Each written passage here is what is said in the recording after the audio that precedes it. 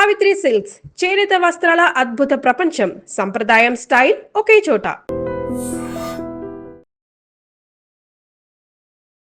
నమస్తే, welcome to I dream. నా పేరు వలి. జైల్లో వైష్ణవిని చంపినటువంటి భర్త హరిబాబు డ్రామాలు ప్లే చేస్తున్నట్టుగా సమాచారం వస్తోంది. జగిత్యాల సబ్ జైల్లో హరిబాబు ఉన్నాడు. హరిబాబు జైల్లో ఉన్నటువంటి అధికారులకు కూడా విసుగు తెప్పిస్తా ఉన్నాడు, చిరాకు తెప్పిస్తా ఉన్నాడు. ఎందుకంటే జైల్లో ఉన్నటువంటి హరిబాబు, నాకు అసలు బతకాలం లేదు, వైష్ణవిని నా చేతులతోనే నేను చంపేశాను, నేను పెద్ద పాపం చేశాను, నేరం చేశాను, నన్ను చంపేసేయండి, నాకు అసలు జీవితం మీద ఇంకా బతకాలని లేదు, నేను కూడా చచ్చిపోతా అని పోలీసులను, అక్కడ ఉన్నటువంటి జైలు అధికారులు కూడా, మీరు నన్ను చంపేసేయండి, నాకు ఉరిదీస్తారా, తీసేయండి, వెంటనే తీసేయండి, ఈ విధంగా పెద్ద పెద్దగా అరుస్తూ కేకలు వేస్తూ అక్కడ ఉన్నటువంటి జైలు అధికారులకు కూడా ఒక విసుగు తెప్పిస్తున్నట్టుగా సమాచారం వస్తుంది. ఎందుకంటే ఆయన పశ్చాత్తాపం పడిపోతున్నాను, నేను అనవసరంగా ఏదో క్షణికావేశంలో కోపంలో ఆ రోజు రాత్రి ఏం చేస్తున్నానో నాకు అర్థం కాకుండా నేను ఒక పిచ్చోళ్ళలాగా బిహేవ్ చేశాను, ఒక రాక్షసులాగా మారిపోయి ఆ టైంలో అసలు నాకే తెలియలేదు, క్షణికావేశంలో జరిగిపోయింది, నా వైష్ణవుని నేను చంపేశాను, నేను ఎంతగా ప్రేమించి పెళ్లి చేసుకున్నటువంటి నా వైష్ణవుని ఎవరో చెప్పిన మాటలు వినేసి నేను ఈ విధంగా చేశాను, నేను పెద్ద పాపం చేశానని చెప్పి, అంటే తాను చేసినటువంటి ఆ నేరాన్ని అది పెద్ద నేరంగా అక్కడ ఉన్నటువంటి అధికారులు కూడా చెప్తూ, నేను పెద్ద పాపం చేసేసాను, నాకు తగిన శాస్తి జరగాల్సిందే, నాకు ఉరేస్తారా, ఇప్పుడే వేసేయండి, నేను చచ్చిపోతాను, నేను అసలు బతకను, నా వైష్ణవ దగ్గరికి వెళ్ళిపోతానని చెప్పి ఈ విధంగా పెద్ద పెద్దగా అరుస్తూ మాట్లాడుతున్నట్టుగా తెలుస్తుంది. అంటే ఇక్కడ అక్కడ ఉన్నటువంటి పోలీసులు కావచ్చు, జైలు అధికారులకి మళ్ళీ డ్రామా ప్లే చేస్తూ ఉన్నాడని చెప్పి అర్థమవుతుంది. చేసిందంతా చేసి అభం శుభం తెలియనటువంటి ఒక అమాయకురాల్ని, గర్భంతో ఉన్నటువంటి తన భార్యని కత్తితో పొడిచి చంపాడంటేనే వీడు ఎంత సైకోగాడన్నది కూడా పోలీసులకు అర్థమవుతుంది. మళ్ళీ ఇప్పుడు తనని ఎంత దారుణంగా శిక్షిస్తారు, కోర్టులు ఏం చెప్తాయని చెప్పి ఆ భయంతో ఈ విధంగా నాటకాలు ఆడుతున్నాడని చెప్పి అక్కడ పోలీసులు భావిస్తున్నటువంటి పరిస్థితుంది. సో నిన్న కూడా ఆయన జైలు నుంచి ఏదో తలనొప్పిగా ఉంది, డీహైడ్రేషన్కి గురైపోయి వాంతులు విరేచనాలు అవుతున్నాయని చెప్పి జగిత్యాల ఆసుపత్రికి తీసుకెళ్లారు. ఆసుపత్రికి తీసుకొచ్చినటువంటి సందర్భంలో కూడా అక్కడ కూడా పెద్ద డ్రామా ప్లే చేశాడు. వైద్యుల ముందు, నాకు అసలు వైద్యం వద్దు, నేను అసలు ఎలాంటి ట్రీట్మెంట్ తీసుకోను, నేను చచ్చిపోవాల్సిందే, నాకు అసలు నన్ను ఎందుకు బతికిస్తున్నారు, ఎందుకు మీరు హాస్పిటల్కి తీసుకొచ్చారు, నాకు అసలు బతకాలని లేదు, నేను చచ్చిపోతాను, ఒకవేళ నేను బయటికి వెళ్ళినా వాళ్ళ అన్నలు నన్ను ఎలాగో చంపేస్తారు, కాబట్టి నేను అసలు బతకనని చెప్పి జగిత్యాల ప్రభుత్వ ఆసుపత్రిలో వైద్యులకు కూడా ఒక పెద్ద టార్చర్ గురి చేసినట్టుగా తెలుస్తోంది. ఎప్పుడైతే హాస్పిటల్కి తీసుకొచ్చిన తర్వాత వైద్యులు ఆయనకి సెలైన్ ఎక్కించారు, ఏవో ఫ్లూయిడ్స్ ఎక్కిస్తారు కదా, అది ఎక్కించారు, అదే ట్యాబ్లెట్స్ వాడమని చెప్పి ట్యాబ్లెట్స్ కొని ఇచ్చారు. నాకు ఇవేమీ వద్దు, నన్ను అసలు బతకనియొద్దు, నన్ను జైల్లో పడేసేయండి, నేను జైల్లోనే చచ్చిపోతా, ఈ విధంగా డాక్టర్లతో కూడా మాట్లాడి డాక్టర్లు కూడా కొంత ఇరిటేషన్ తెప్పించినట్టుగా తెలుస్తోంది. ఆ తర్వాత వైద్యులు బలవంతంగా అతనికి చికిత్స అందించి మళ్ళీ జైలుకి పంపించినటువంటి పరిస్థితి. జైల్లో మళ్ళీ డ్రామాలు మొదలు పెడతా ఉన్నాడు. అంటే ఇక్కడ తన శిక్షను ఏమైనా తగ్గిస్తారేమో, ఈ విధంగా పశ్చాత్తాపడితే, నా వైష్ణవిని నేను చంపేసుకున్నాను, నా చేతులారా చంపేసుకున్నాను, పెద్ద పాపం చేశాను, నేరం చేశాను అని చెప్పి ఈ విధంగా ముసలి కన్నీరు కారిస్తే, చేసిన తప్పును ఒప్పేసుకుంటే శిక్ష తగ్గిస్తారేమో అని అలాంటి ఆలోచనతో ఈ డ్రామా ఏమన్నా హరిబాబు మొదలుపెట్టాడా అన్నది కూడా ఇక్కడ క్లియర్గా అర్థం చేసుకోవాల్సినటువంటి అవసరం ఉంది. ఎప్పుడైతే ఈ డ్రామాలన్నీ కూడా బయటకు వచ్చాయో, మీడియాలో వస్తున్నాయో, వాళ్ళ అన్నలు కూడా స్పందించారండి.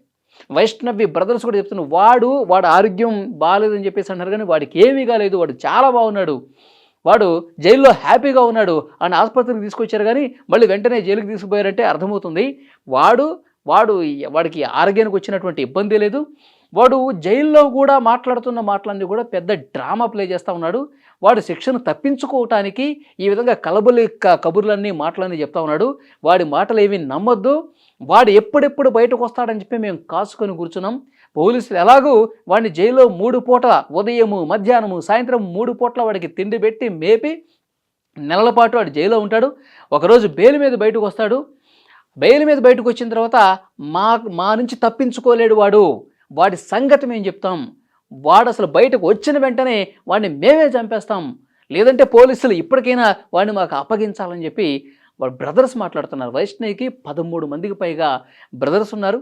సొంత అన్న కూడా సమాధి దగ్గర పడుకొని బోరున విలపిస్తూ ఉన్నాడు. అంటే అభం శుభం తెలియనటువంటి ఒక అమాయకురాలనేటువంటి మా చెల్లిని వాడికి ఇచ్చి పెళ్లి చేస్తే వాడేదో గొప్పగా ప్రేమించాడు, వైష్ణవే కావాలనుకున్నాడు, వైష్ణవం లేకపోతే నాకు జీవితం లేదని చెప్పి పురుగుల మందు తాగి వాడు చావు బతుకుల మధ్యలో ఉంటే ఇది నిజమైన ప్రేమేమో అనుకుని వాడిని చేసుకుంటే ప్రేమ చూపిస్తున్నాడు కదా, వాడిని చేసుకుంటే ఈమె జీవితం బాగుంటుంది కదా అని చెప్పి ఆలోచించాం. కానీ వీడంత మూర్ఖంగా రాక్షసులాగా బిహేవ్ చేసి మా చెల్లిని చంపేస్తాడని చెప్పి మేము అసలు అనుకోలేదంటూ ఆ సమాధి మీదే పడుకొని నిద్రాహారాలు మానేసి అన్నలు తండ్రి ఎంతగా రోధిస్తున్నారని కూడా వీడియోలు మనం చూసాం. చాలా బాధకు గురవుతున్నారు, ఆవేదనకు గురవుతున్నటువంటి సిచ్యువేషన్ కనిపిస్తోంది. కాబట్టి వాళ్ళందరూ కూడా చాలా ఫోకస్డ్గా, ఎందుకంటే యూట్యూబ్ వీడియోలు చేస్తూ ఎంతో ఎంతో యాక్టివ్గా కనిపించేటువంటి చెల్లి అందరి ఇళ్లలో తిరుగుతూ అందరి ఇంట్లో తమ కుటుంబ సభ్యురాలుగా ఉంటూ అంత చలాకీగా ఉండేటువంటి అమ్మాయి ఈరోజు మా ముందు లేదు, శవమై కనిపించింది అనేసరికి వాళ్ళు బాధ రెట్టింపైంది. వాళ్ళు తట్టుకోలేకపోతున్నారు. ఇంకా సమాధి దగ్గరికి వెళ్తానే ఉన్నారు, ప్రతిరోజు వెళ్తానే ఉన్నారు. ఎండని సైతం లెక్క చేయకుండా సమాధి మీదే పడుకుని వాళ్ళందరూ కూడా చాలా బాధకు గురవుతున్నటువంటి పరిస్థితి. కానీ ఇప్పుడు ఇక్కడ ఈ హరిబాబు అనేటువంటి వీడు చాలా చాలా చాలా అంటే తెలివిగా జైలు అధికారుల ముందు, ఇక్కడ ఆసుపత్రికి తీసుకొస్తే డాక్టర్స్ ముందు నాటకాలు ప్లే చేస్తూ ఉన్నాడన్నది కూడా క్లియర్గా అర్థమవుతుంది. సో వాడు ఎప్పుడెప్పుడు వస్తాడని చెప్పి కాసుకొని కూర్చున్నటువంటి పరిస్థితి. అక్కడ కోర్టులలో నేను ఆ రోజు వెళ్ళాను. అవి సమాధి అయిపోయిన తర్వాత రోజు నేను వెళ్తే అక్కడ ఉన్నటువంటి కాలనీ వాసులు, ఆ మాదాపూర్ గ్రామంలో ఉన్నటువంటి స్థానికులు అందరూ కూడా ఒకే విషయం చెప్తున్నారు. అసలు వాడిని అనవసరంగా పెళ్లి చేసుకుంది ఈ అమ్మాయి. అసలు ముందు ఈ అమ్మాయికి ఇష్టం లేదు, ఇష్టం లేకపోయినా సరే వాళ్ళ ఇంట్లో వాళ్ళు ఒప్పించి మరీ చేసుకున్నారు. నల్లోడైతే ఏంది, తెల్లోడైతే ఏంది, మనకు బంధువు కాకపోతే ఏంటి, నీ మీద ప్రేమ ఉంది కదా, నిన్ను ప్రేమించాడు కదా, నిన్ను బాగా చూసుకుంటానని చెప్తున్నాడు కదా, వాడు ఆత్మచేతనం చేశాడంటేనే నీ మీద ఎంత ప్రేమ ఉందో అర్థమవుతుంది కదా, డబ్బులు ఈరోజు ఉంటే రేపోతే, నువ్వు ఇతన్నే పెళ్లి చేసుకోమ్మా అని చెప్పి వైష్ణవికి ఇష్టం లేకపోయినా పెళ్లి చేస్తే ఆఖరికి వైష్ణవినే చంపేసే పరిస్థితి వచ్చింది. వైష్ణవిని అర్ధరాత్రి సమయంలో కడుపులో 4 నెలల బిడ్డ ఉండగా దారుణంగా కత్తితో పొడిచి గొంతు పిసికేసి ఈ హరిబాబు అనేటువంటి ఒక సైకో చంపేసినటువంటి పరిస్థితి. కాబట్టి ఇంత సైకోలాగా బిహేవ్ చేశాడు, రాక్షసులాగా బిహేవ్ చేశాడు. కాబట్టి వీడిని నమ్మకండి సార్ అంటూ ఈరోజు అన్నలు వీడి జైల్లో డ్రామాలు ప్లే చేస్తుంటే మాట్లాడుతున్నారు. వాడు జైల్లో నేను భోజనం చేయను, నేను కూడా చచ్చిపోతాను, నాకు ఉరేసేయండి, నన్ను చంపేసేయండి, ఇవన్నీ మాట్లాడుతూ ఉన్నాడంటే వాడు ఏదో తెలివిగా ఒక డ్రామా ప్లే చేస్తూ ఉన్నాడు. వాడి మీద సింపతి రావటం కోసం ఈ విధంగా డ్రామా ప్లే చేస్తూ ఉన్నాడని కూడా అక్కడ ఉన్నవాళ్ళు చెప్తున్నటువంటి పరిస్థితి.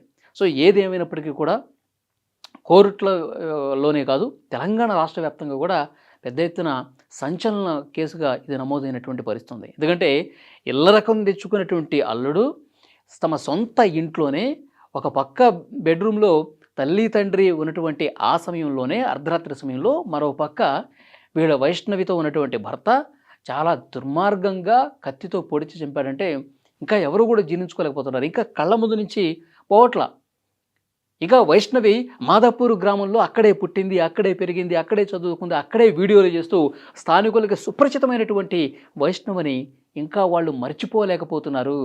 అరే మొన్ననే కదా ఇక్కడ కనిపించింది, మొన్ననే కదా ఇక్కడ వీడియో చేసింది, మొన్ననే కదా ఇక్కడ యూట్యూబర్లు కొంతమంది వచ్చి ఆమెను అభినందించారు, మొన్ననే కదా చాలామంది ఆమె దగ్గరకు వచ్చి మాట్లాడారు అని చెప్పి అక్కడ ఉన్న గ్రామ ప్రజలు ఆ కళ్ళ ముందు కనిపిస్తున్నటువంటి సీన్లను చూసి ఇప్పటికీ కూడా జీర్ణించుకోలేకపోతున్నారు. వాళ్ళు గుండె చాలా బాధకి గురవుతున్నటువంటి పరిస్థితి.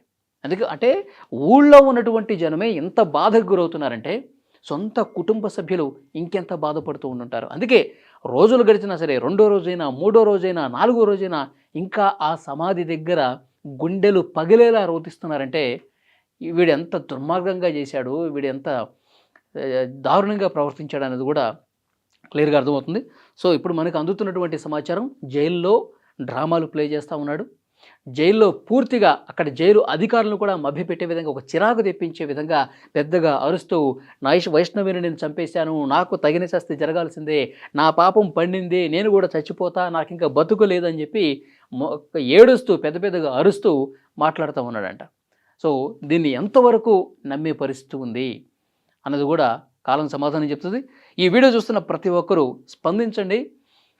ఈ ఈ సైకోలాగా బిహేవ్ చేస్తున్నటువంటి ఈ హరిబాబు జైల్లో ఈ విధంగా ప్రవర్తించడాన్ని, అలాగే ఆసుపత్రికి తీసుకెళ్తే డాక్టర్లతో నన్ను చంపేయండి, నాకు బతకాలని లేదు, నాకు ట్రీట్మెంట్ కూడా వద్దు, నన్ను ఆసుపత్రికి ఎందుకు తీసుకొచ్చారు, ఈ విధంగా రివర్స్ గేర్లో మాట్లాడటాన్ని మీరు ఏ విధంగా చూస్తున్నారు? ఇది నిజంగా డ్రామానా, లేకపోతే వైష్ణవి మీద ప్రేమ ఉంది, ఏదో క్షణికావేశంలో జరిగిపోయిందని చెప్పి భావించాల్సినటువంటి పరిస్థితి ఉందా? మీరేమనుకుంటున్నారో తప్పకుండా కామెంట్ చేయండి.